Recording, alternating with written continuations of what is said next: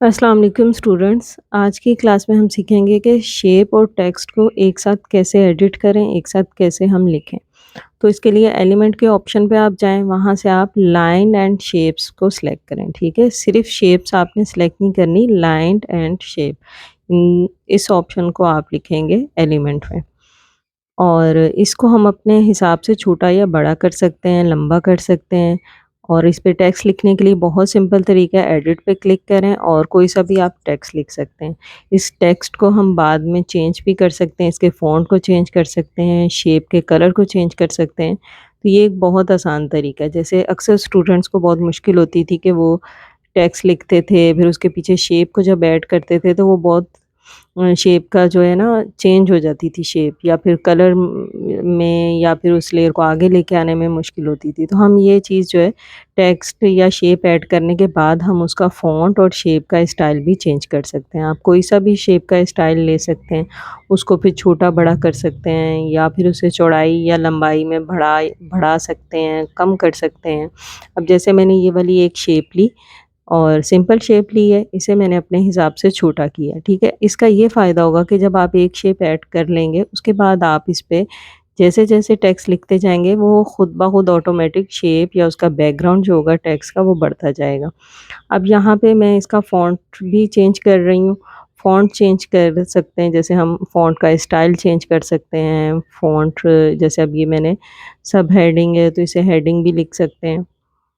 इसके अलावा फ़ॉन्ट का साइज़ भी चेंज कर सकते हैं। ये देखिए मैंने साइज़ बढ़ाया तो साथ-साथ उसके शेप की वज़ह से जो उसका टेक्स्ट का बैकग्राउंड है वो भी बढ़ता जा रहा है। तो इस चीज़ से हमें बहुत आसानी हो गई है क्योंकि स्टूडेंट्स को टेक्स्ट पे पीछे जो शेप का एलिमेंट ऐड करने में काफ़ी मुश्किल होती थी। तो इस तरीके से हम इसे चेंज भी कर सकते हैं, कलर को भी चेंज कर सकते हैं और इसका कलर जो है टेक्स्ट का भी हम चेंज कर सकते हैं। आप यहाँ पे जो कलर का ऑप्शन आता है वहाँ पे जाके चेंज कर सकते हैं। सभी ऑप्शन जो भी एडिटिंग के ऑप्शन हैं वो दोनों चीज़ों पे अप्लाई हो रहे हैं, शेप पे भी हो रहे हैं और टेक्स्ट पे भी हो रहे हैं। अब नीचे टास्क बार पे आप देखेंगे 3 लाइनें लगी हुई हैं और उसके नीचे लिखा हुआ है स्टाइल। जब आप इस पे क्लिक करेंगे तो ये जो आपने शेप ऐड की है इस पे एक बॉर्डर सा क्रिएट हो जाएगा। आप बॉर्डर के जो शेप है उसके कॉर्नर को भी राउंड कर सकते हैं, जैसे अब मैंने देखे राउंड कर दिए हैं उस शेप के कॉर्नर और इस बॉर्डर की जो चौड़ाई है उसको भी कम या ज़्यादा कर सकते हैं। इसके अलावा इसके कलर्स भी हम चेंज कर सकते हैं। ये देखें बॉर्डर का स्टाइल रख सकते हैं इस तरह से ये शेप के ऊपर। ये मैं मुख्तलिफ आपको ट्राई करके दिखा रही हूँ। और अगर आप चाह रहे हैं कि बस ये बॉर्डर क्रिएट हो जाए लेकिन आप कोई शेप नहीं रखना चाह रहे तो फिर हम इसका कलर जो है वो हटा भी सकते हैं। कलर के ऑप्शन पे जाएँगे और ये जो क्रॉस लगा हुआ है एक रेड कलर का, इस पे क्लिक करेंगे तो आपका जो शेप का कलर था वो हट जाएगा। सिर्फ़ आपका जो बॉर्डर था डॉटेड वो बॉर्डर ही रहेगा इस तरीके से। तो इस तरीके से हम सिर्फ़ बॉर्डर भी क्रिएट कर सकते हैं और इस तरीके से हम इस शेप के कलर भी चेंज कर सकते हैं, फ़ॉन्ट वगैरह भी चेंज कर सकते हैं, उसका स्टाइल चेंज कर सकते हैं। तो ये बहुत आसानी हो गई है अगर हम हेडिंग वगैरह बना रहे हैं।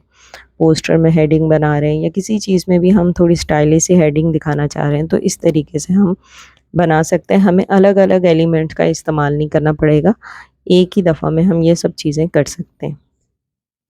आज की जो आपकी असाइनमेंट है वो ये है कि आपने एक हेडिंग बनानी है और उसको जो है यूँ ही जैसे मैंने शेप पे टेक्स्ट लिख के बॉर्डर वगैरह क्रिएट किया तो इस तरीके से आपने बनाना है।